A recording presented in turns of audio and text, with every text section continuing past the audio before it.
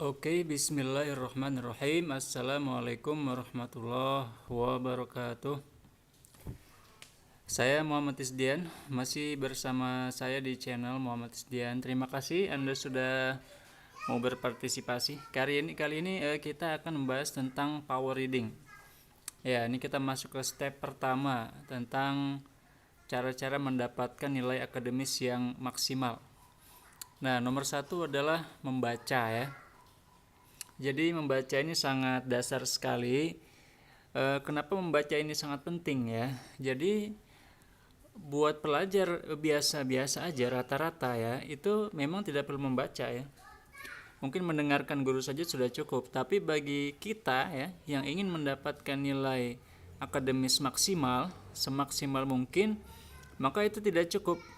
Kenapa? Karena ketika kita mendengarkan penjelasan dari guru di kelas, biasanya ya kita akan melupakan 80% dari informasi yang diberikan oleh guru kita.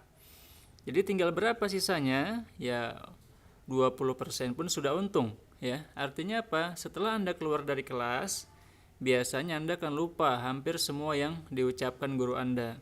Dan keesokan harinya dalam 24 jam yang tersisa hanya sekitar 10-20%.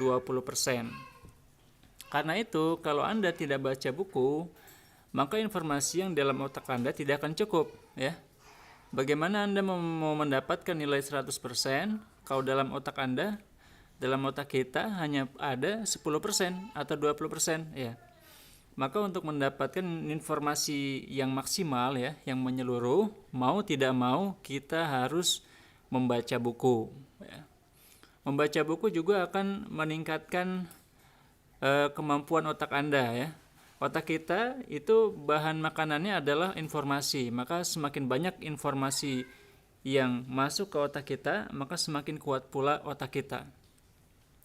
Nah, selanjutnya membaca itu kan membutuhkan waktu banyak ya, butuh waktu panjang. Lalu bagaimana caranya supaya kita bisa menghemat waktu dalam membaca?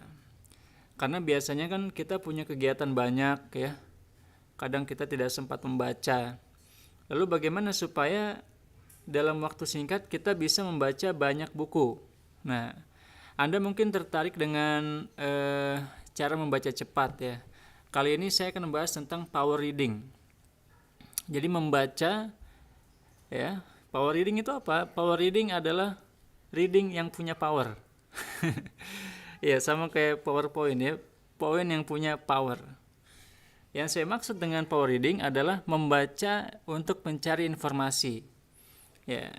Jadi ternyata dalam sebuah textbook ya, itu tidak semua kata-katanya penting. Ya, Anda bisa lihat di sini ya, bahwa ternyata kata kunci itu hanya 20% daripada total informasi yang ada di dalam buku, total kata yang ada di buku. Jadi 20% kata kunci, 80% bukan kata kunci. Nah, artinya apa? Power reading adalah usaha ya yang dilakukan untuk mendapatkan kata kunci itu. Ya.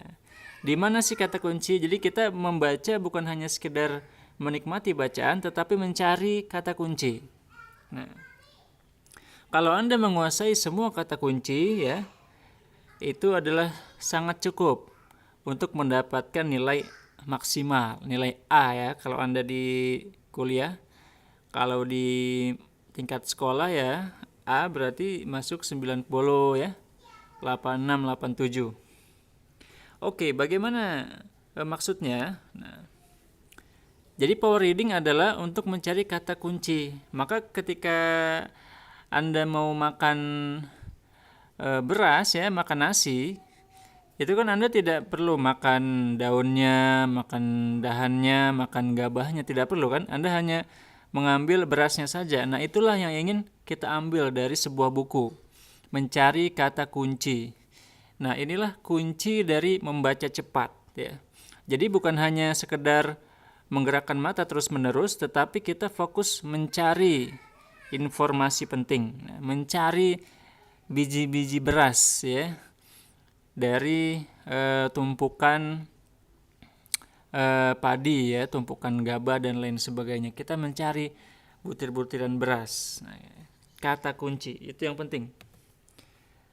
Nah, ini adalah contoh kekuatan kata kunci. Anda bisa lihat di sini ada sebuah teks ya, yang panjangnya kurang lebih 81 kata. Nah, silakan Anda coba baca ya. Saya bacakan di sini ya. Beberapa waktu lalu telah diketahui bahwa otak manusia dibagi menjadi dua bagian, otak kiri dan otak kanan. Juga telah diketahui bahwa otak kiri mengontrol bagian sebelah kanan tubuh dan otak kanan mengontrol bagian sebelah kiri tubuh. Telah ditemukan juga bahwa ketika otak kiri rusak akan menyebabkan kelumpuhan pada sebelah kanan tubuh. Demikian juga ketika otak kanan yang rusak akan menyebabkan kelumpuhan tubuh sebelah kiri. Dengan kata lain, kerusakan dari salah satu bagian otak akan menyebabkan bagian tubuh yang berhubungan menjadi lumpuh. Jumlah kata 81 kata. Pertanyaan saya, kira-kira berapakah jumlah kata kunci dalam teks ini? Mari kita lihat. Ya, ternyata hanya 47 kata kunci. Nah, kata kunci ada di atas ya. Yang bukan kata kunci ada di bawah. Itu ternyata ada 37 kata. Wow, banyak sekali ya. Walaupun presentasenya tidak se-ekstrim yang saya sampaikan sebelumnya. Tapi ini memberikan gambaran bahwa ternyata tidak semua kata-kata dalam tulisan itu adalah kata-kata penting. Nah, ini perlu kita ingat. Maka ketika kita baca, kita cari kata kuncinya. Nah, yang mana kira-kira yang merupakan kata kunci ya? Nah, Adamko mengatakan bahwa biasanya yang merupakan kata kunci adalah kata-kata yang bentuknya kata benda atau kata kerja. Nah, sedangkan yang bukan kata kunci ini, yang bawah ini, itu adalah kata-kata yang bukan kata kerja dan juga bukan kata benda ya, bukan kata kerja, bukan kata benda. Nah, biasanya begitu. Oke, kenapa sih kita harus berlatih power reading ya? Power reading itu sangat penting ya. Power reading membuat kita mampu membaca cepat dan juga membaca efektif. Nah, kenapa begitu penting? Pertama, agar kita bisa belajar lebih cepat ya. Anda tentu kenal teman-teman Anda ya, atau mungkin Anda sendiri pernah merasakan bahwa terkadang belajar itu bisa cepat ya. Bagi orang-orang yang sudah berpengalaman, belajar itu ternyata butuh waktu yang tidak terlalu lama ya. Walaupun tetap butuh persiapan. Nah, jadi orang-orang yang sudah mampu belajar cepat, dia mampu membaca cepat, bikin catatan cepat, menghafal cepat, maka biasanya dia mampu mengatur waktu dengan lebih fleksibel ya. Jadi walaupun dia nilainya bagus, dia juga aktif di organisasi ya, ekstrakurikuler, bahkan mungkin dia bisa bisnis dan lain sebagainya karena dia bisa belajar lebih cepat. Ya, ini kelebihannya. Maka kalau Anda menguasai power reading ya, Anda bisa lebih fleksibel. Jadi tidak melulu belajar ya dengan waktu yang relatif lebih singkat. Nah, Anda bisa membaca, kemudian mengambil informasi yang Anda butuhkan dengan lebih cepat. Ya, orang-orang seperti ini biasanya dia mampu mendapatkan tanggung jawab besar ya. Jadi ketua organisasi pelajar mungkin, jadi sekjen dan lain sebagainya, dan tetap mendapatkan nilai yang baik. Nah, itu karena mereka sudah bisa belajar cepat. Maka jika Anda menguasai power reading ya, insya Allah ya, Anda juga akan mampu tetap belajar dan tetap berkontribusi untuk komunitas Anda. Ya, selanjutnya nomor 2 adalah agar seluruh otak kita bekerja. Nah, otak kita ya, seperti sudah saya pernah bilang di video-video selanjutnya, otak kita memiliki jumlah sel yang sangat banyak. Diperkirakan oleh orang yang pernah menghitung jumlahnya mencapai 80 miliar sel otak. Maka seorang pemenang Nobel bernama Eric Kandel mengatakan bahwa otak manusia adalah organ paling kompleks di dalam tubuh manusia, organ paling kompleks di alam semesta, organ yang paling rumit. Artinya apa? Otak kita sebenarnya banyak dia pekerjaannya itu ya. Link-linknya banyak. saluran-salurannya, jaringannya sangat banyak. Nah, ketika otak yang sangat besar ini, kapasitasnya sangat besar ya, kemudian kemampuan kerjanya sangat besar, hanya digunakan untuk sesuatu yang kecil ya, digunakan tidak dengan sepenuhnya ya, misalkan dari 100% bagian otak yang digunakan hanya 10%, maka sisanya akan menganggur ya. Maka kita biasanya kalau membaca lambat, pelan-pelan, itu kita terkadang merasa ngantuk. Ya, kenapa bisa begitu? Kalau saya misalkan dengan sebuah pabrik ya. Ada sebuah pabrik memiliki 1.000 orang pekerja. Nah, kemudian yang kita suruh kerja hanya sekitar 10 orang. Atau mungkin 100 orang. Sisanya 900 orang itu nganggur, nggak ada kerjaan. Akhirnya apa yang mereka lakukan? Mereka biasanya ya tidur-tiduran ya, ngantuk-ngantuk, nyantai-nyantai. Itulah yang terjadi. Nah, maka jika Anda merasa bahwa saat Anda membaca Anda mengantuk, maka mungkin itu karena Anda membaca kurang cepat ya. Jadi untuk buku-buku textbook memang sebaiknya kita membaca cepat. Mungkin bagi Anda pencinta sastra ya, yang suka baca novel atau karya-karya lepas ya yang lebih bebas, itu mungkin bagus juga Anda baca lambat ya sambil menikmati. Tetapi untuk membaca textbook memang kalau Anda tidak cepat itu biasanya mengantuk ya. Maka kalau saya sendiri biasanya bikin target ya. Nah, ini buku ini harus selesai 3 hari. Nah, maka saya bagi sehari berapa. Nah, dengan begitu otak akan lebih efektif, dia akan lebih cepat ya. Kita tidak terlalu ngambang gitu ya. Nah, dan itu akan membuat otak kita lebih sehat ya. Jadi lebih maksimal, yang bekerja lebih banyak. Nah, bahkan Anda perlu ketahui bahwa seorang pembaca yang sangat cepat ya, saya pernah lihat itu videonya di YouTube, saya lupa namanya ya, itu dia itu mampu membaca buku setebal 600 halaman hanya dalam waktu 15 menit. Ya, 600 halaman hanya dalam waktu 15 menit. Artinya apa? Dalam 1 menit dia mampu membaca 40 halaman. Gimana caranya? Itu dengan latihan yang sangat intensif ya. Dan dia membuat sebuah pelatihan ya, ada websitenya juga, Anda bahkan bisa ikut pelatihannya di Amerika. Nah, itu luar biasa, dia membaca begitu cepatnya yang membuat dan orang-orang pada bingung ya. Jadi dia membaca begitu cepat tetapi informasinya dia dapat. Itu luar biasanya otak manusia, dan otak kita memiliki potensi itu ya. Kalaupun kita tidak bisa mencapai rekor seperti yang dia capai, kita bisa paling tidak meningkatkan lah apa yang sudah kita miliki, kemampuan yang sudah kita miliki. Nah, yang ketiga, agar konsentrasi semakin tinggi. Jadi ternyata semakin cepat Anda membaca, semakin tinggi juga konsentrasi Anda. Ya, ini dimisalkan dengan orang yang sedang menyetir ya. Pertanyaannya, kenapa kok bis malam itu ngebut-ngebut? Ya, saya pernah naik bis dari Jawa Timur ke Jawa Tengah itu ya. Bis malam luar biasa, ngueng-ngueng. Kenapa bisa begitu? Karena mereka takut ngantuk ya. Kalau mereka ngebut, mereka tidak ngantuk. Nah, itulah kenapa yang penumpangnya jadi deg-degan ya.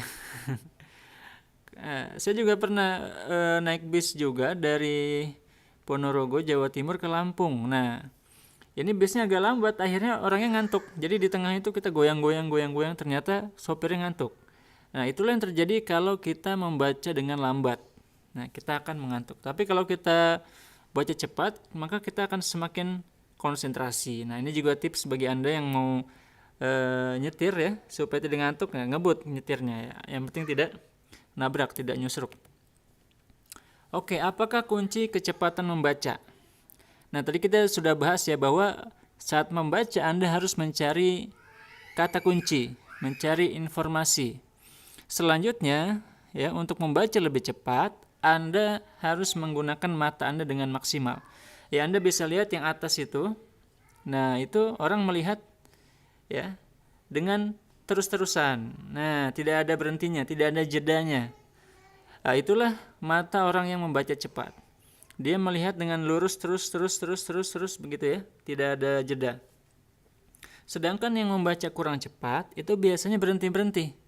satu kata berhenti, ya, kata selanjutnya berhenti, kata selanjutnya berhenti. Nah, padahal sebenarnya otak Anda mampu merekam langsung banyak ya, seret, seret, seret. Nah, dengan latihan yang teratur, maka kemampuan membaca Anda bisa meningkat.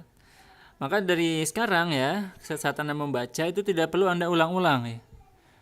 Mungkin pertama-tama pusing dulu ya, bingung dulu, tapi setelah beberapa waktu maka Anda akan mulai terbiasa.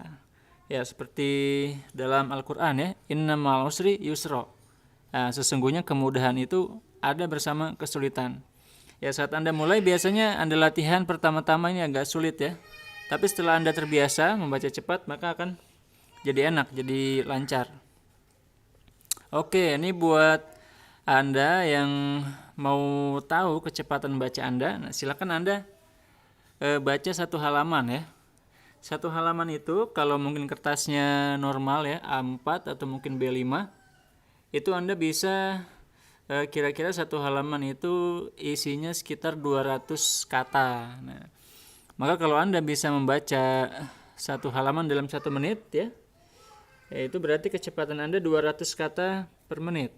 Nah, jadi kadang-kadang dihitung dengan per kata ya. Dan kalau Anda misalkan baca 1 menit, Anda bisa membaca 3 halaman ya, berarti itu sekitar 3 kali 200, 600 kata per menit. Nah, kecepatan orang rata-rata ya, itu adalah sekitar 300 kata per menit. Nah, jadi kalau Anda coba, Anda hitung ya, misalkan Anda baca 6 halaman ya dalam 1 menit, berarti Anda di atas rata-rata. Kalau Anda masih 200 kata per menit, Anda di bawah rata-rata. Kalau Anda 300 kata per menit, berarti Anda pas, sama dengan rata-rata.